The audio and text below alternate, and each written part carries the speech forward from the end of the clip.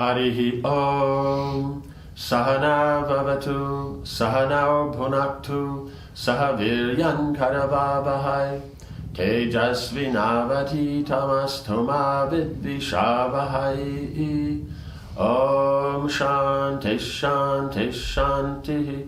Om Jaya Shri Krishna Chaitanya Prabhu Nityananda, Shri Advaita Gadadhara Shivasari Gaura Bhakta Vrinda. Hare Krishna, Krishna Krishna, Hare Hare, Hare Rama, Rama Rama, Hare Hare. Jai. So now we're continuing with the battle of Arjuna with Chitrasena.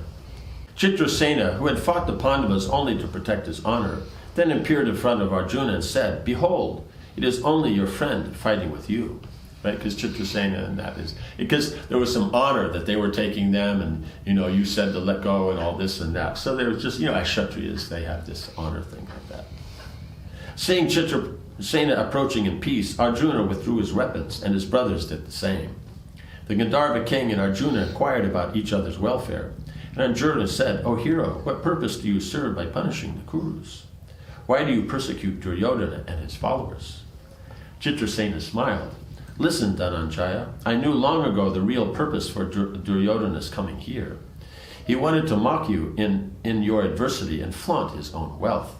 Understanding this, Indra ordered me to capture the wretch and his followers and bring them before him in chains. Allow us to carry them away." Right? So Indra has given the order like that. Arjuna shook his head. "If you want to please me, then let them go. Dharmaraj has commanded it. They are our kinsfolk." Chitrasena frowned. "The sinful Duryodhana is full of vanity. He does not deserve to be freed. He has deceived and wronged your brother and grievously offended your wife. O Arjuna, he came here to add insult to injury. Yudhishthira did not know his reason for coming. Therefore, let us explain it to him and see what he decides after that." Right? So then he was saying, okay, Yudhishthira's sent to release them. And so you've done your duty, and we were following the order of Indra. So when he says, we follow a higher one who protects, one is they're under Chitrasena, but at the same time, they're under Indra.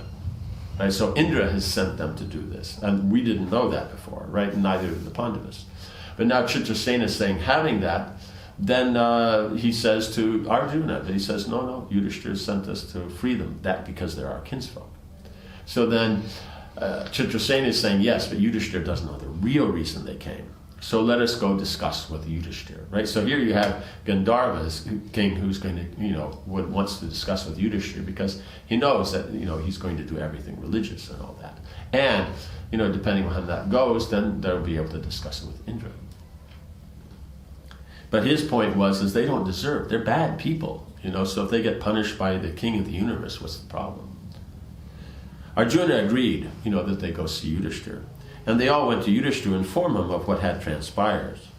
Yudhishthira said, "Dear Sur, it is fortunate for us that although you possess such great prowess, you did not slay Dhritarashtra's wicked sons. Our family honor has thus been saved, and will be further saved if you release them. I am pleased to see you. Please tell me if there is anything I can do for you, and then return in peace to your own abode." Right? Because otherwise, if they had been sent by Indra to kill, they would have killed them. But they just destroyed their chariots and everything. They could have. So that was the whole point is Duryodhana is trying to kill them, and Karna, but they're trying to take them as prisoner.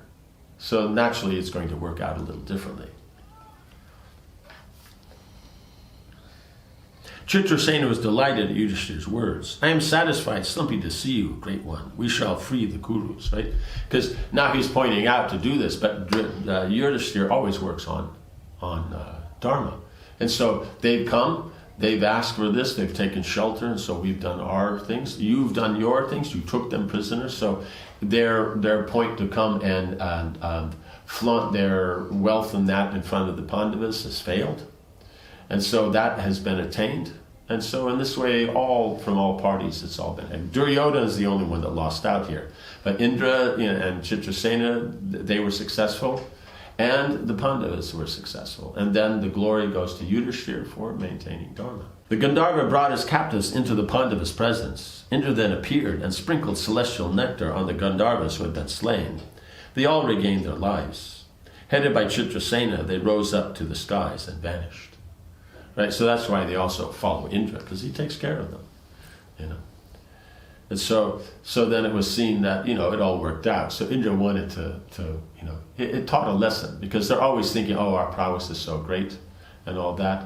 But we see here is no, the Pandavas were greater. You can say, oh no, but we have all these kings. But the Pandavas could defeat the Celestials, So that's the point is there, and Duryodhana couldn't.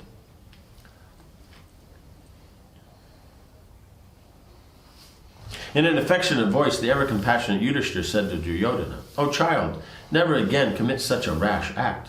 A rash man never becomes happy. O Kuru prince, be blessed with all your brothers. Go home now and do not be despondent."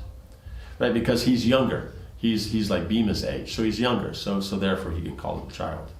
But Duryodhana was devastated. He felt as if his heart was splitting in two. He had achieved the opposite of what he had intended, right? Because we saw here, if you protect an enemy, that's even more satisfying, as you said before, what, sons, wealth, and all these different things being gained.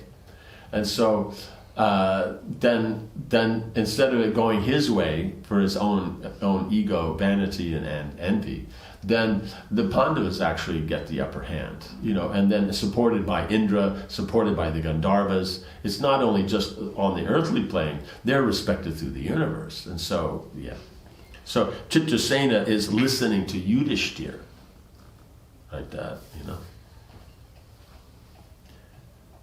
Instead of humiliating his enemies, he had himself been shamed. As he made his way back to the city, he moved as if he were unconscious and without will. He said nothing to anyone. Leaving the Pandavas to worship the sacred fire and the Brahmanas, he hung his head. The Kaurava prince could not stop thinking of his defeat. After he had gone about 10 miles back through the forest, evening fell, and he ordered his party to stop for the night. They set up camp on a grassy bank of a nearby river. Duryodhana entered his tent, sitting on a bedstead as bright as fire. He looked like an eclipsed moon. Unable to sleep, he remained lost in painful thoughts. Just before sunrise, Pūrṇa came to see him, having fled far from the battlefield when defeated by the Gandharvas. Oh, so he got away. He had not witnessed the Kauravas' capture. When he returned, no one had been able to tell him how his friend had been humiliated, so no one had said anything. So then, he had therefore assumed that the prince had overpowered the Gandharvas by his own might. Praising Duryodhana's strength and prowess, Pūrṇa said, "It is indeed fortunate you are alive and we have met again. By good luck you have defeated the Gandharvas, who possess great might as well as the powers of illusion. I was forced to flee for my life and my body mangled by arrows. It is a great wonder that I see you and your brothers and wives here safe after that superhuman battle. What man could have done what you did today?" Pūrṇa's words only increased Duryodhana's grief. He replied in a choked voice, "You do not know what happened, so I am not angry with you. Although you think I overcame the Gandharvas, in fact, my brothers and I were all defeated. After a furious battle, we were taken prisoner and carried through the skies." So that must have freaked him out, right? They're being carried through the skies by the Gandharvas. Pūrṇa was amazed. Duryodhana related to him how the 4 Pandavas had come to rescue them on Yudhishthira's order, and how the Gandharva king had revealed to Yudhishthira the Kuru's real purpose in coming to Dvaitava. When I heard Chitrasena speaking in the Pandavas' presence, I felt like entering the earth. Alas, what great sorrow could be mine? Greater sorrow could be mine than to be bound by chains and offered as tribute to Yudhishthira in the sight of all our women. Right? So, not only that is that, you have that aspect is that, even more than, what we discussed before, is that they were brought there in chains. So when he said, okay, let's go see Yudhishthira, it's not that just they went over and left them there. The Gandharvas went over there with all of them in chains. And before Duryodhana, before Yudhishthira, then explained what they were there for. And so then the king has to give his judgment. So the Gandharvas went to Yudhishthira for judgment, right? And that meant, and who were they judging? Duryodhana and his followers. And so then he's then, giving them a reprieve, simply based on the family connection. But otherwise, it's very obvious that as far as behavior goes, he's bad. And so all this, then who's powerful? Yudhishthira. And so this is all seen, in front of all the women. So, so all these things are going to be difficult. So you can say, okay, but the women are in a lower position or a servile position, seemingly. But at the same time is all this, we say the power of Draupadi, but at the same time, as you see, is their whole strength and willpower and everything is dependent upon their women. So the women are in the more powerful position. But that's the whole point, is you take that you may be in the powerful position, but you take the junior position. It's just like, let us say you have an adult playing with a small child, and they're wrestling. Who wins? The child. Who could win? The adult. So in the same way as that women and the men are dealing with them, who could win? The women. But because the men are women, they feel inspired and they feel this, they feel capable, they can do things. And so therefore then a very nice relationship goes between. That's the thing, the Vedic is always balanced. Well, the modern, everybody wants it only their way, one-sided, very selfish, not at all based on relationships or social development. I have always been persecuted by those brothers, right? He's not. He persecutes them, and they simply protect themselves. And then he gets... They are my enemies and will always be so. Yet it was they who released me from captivity. I am indebted to them for my life. I would have preferred to die in the battle than to suffer such a fate. Right? So that was his position. He would have rather died at the hand of the Gandharvas. But the point was, is Indra sent them there not to kill him, but to capture him so that he could be, properly brought to be shamed, because he's coming there to shame the Pandavas, so he should be shamed. That's the proper just. And so by Indra's arrangement, that justice was served like that. But we see by Yudhishthira's dharma, then they were saved. Duryodhana wept and Karna tried to console him. Gradually the prince managed to regain his composure. His voice was grave. Listen, friend, I shall now remain here and fast until death. Let all my brothers and other relatives return to the city. My enemy has insulted me. I can never return to Hastinapur. I, who was respected and feared by my enemies, and who enhanced the respect of my friends, have now become a source of joy to my enemies and of grief to my friends. Right? Not that they're joyful from the point of, he's thinking is they're joyful because they've defeated him. But their joy is simply coming from performing their duties properly as Kshatriyas. So it's not specifically to do with him like that, but he'll take it that way. You see, no matter even the nicest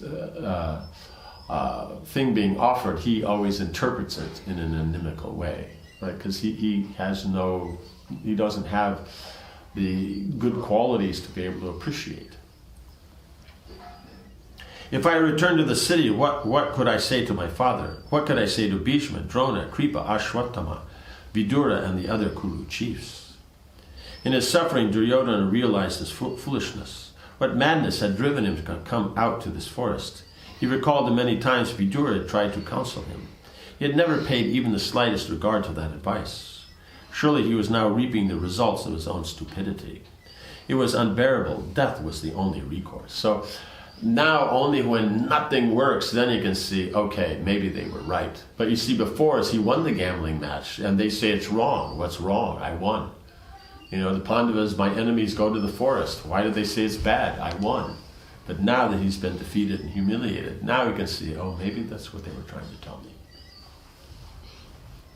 Looking at Karna, his eyes filled with tears, and he said, men like me, puffed up with vanity and insolence, are never blessed for any length of time, even if they obtain prosperity and knowledge. Alas, I have been wicked.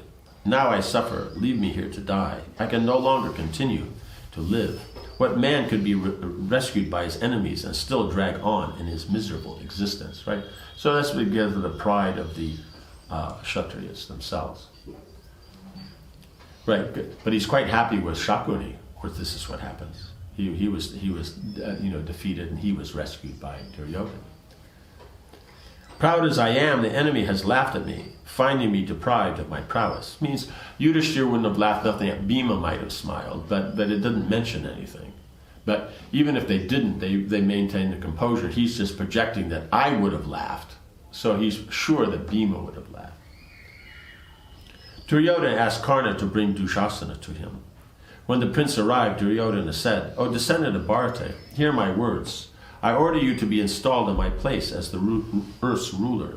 Become the refuge of your friends and relatives and the terror of your enemies. Always bestow charity upon the Brahmins and cherish your gurus.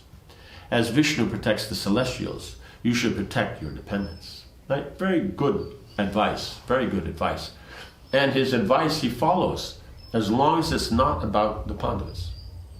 But in all other cases, because you see, the world's going on, we didn't hear the world went into chaos under his administration.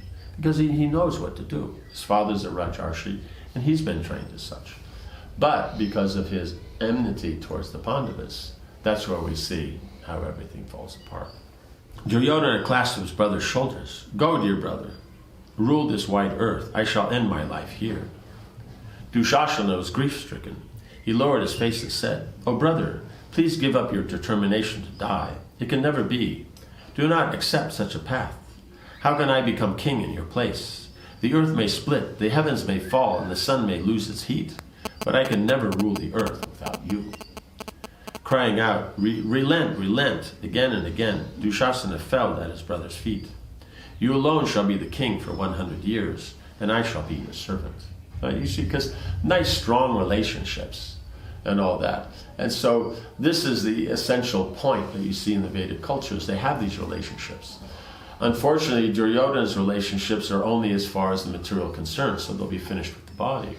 While the Pandavas, they have same strong relationships, but they're in the context of Krishna consciousness and service to Krishna. And so those relationships will continue. And so they will get an eternal benefit, while Duryodhana will just get a temporary benefit. Of course, it's pious. It's a better temporary benefit than others. But we see is at the same time is because of his materialism, he has a tendency towards sinful behavior.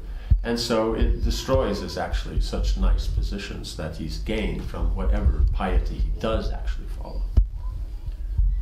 Then Karna said, "O heroes, what will all this achieve? Weeping does not drive away grief.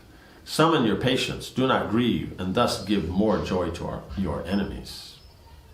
Resting his hand on Duryodhana's shoulder, Karna continued, "The Pandavas only did their duty when they rescued you. For it is always the duty of subjects to do what is good for their king." So he's just saying, it's their duty, they're your subjects, they did their best. That's their business anyway, just, like that. So he's trying to show that it wasn't that, it was a victory on their part. "Under your protection, the Pandavas happily reside in your dominion," right? Out in the forest, because if Duryodhana wanted to kill them, then he'd constantly be sending all his people all the time. But, he's not, so therefore they're, living under his dominion. He doesn't also, they're leaving out other points, obvious points, but he's just trying to console Duryodhana. "They are dependent on you. O king, it is not otherwise. Do not indulge in sorrow like an ordinary man. O Duryodhana, we are all suffering to hear of you speak of dying. Be blessed, rise up, and return to your city. Console your relatives." Karna tried his best to convince his friend to change his mind. He pointed out that although he had been subjugated and even enslaved, the Pandavas,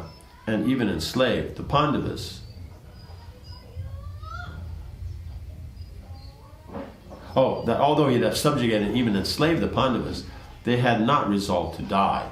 So he's pointing out, you did all this to them and it was terrible stuff, but they didn't try to die. So you also should not try to die. It was not wonderful that they had rescued him, right? There were many instances where a mighty king had somehow been overpowered by his enemies and been rescued by his troops, right? It means, so just like those soldiers went around and tried to get help. The fortunes of war were unpredictable. Sometimes one gained victory, and at other times he was defeated. A warrior had to learn how to tolerate one's life's reverses if he wanted to ultimately gain success. So, in other words, there's going to be reverses, but see the longer picture. So you have to overcome them and see the bigger picture. So that's Karna's advice. And so he's trying to cheer up Duryodhana. So we'll see if Duryodhana became cheered up or not. Om Hare Krishna, Krishna Krishna, Hare Hare, Hare Rama, Rama Rama, Hare Hare. Jai Shri Prabhupada ki Jai.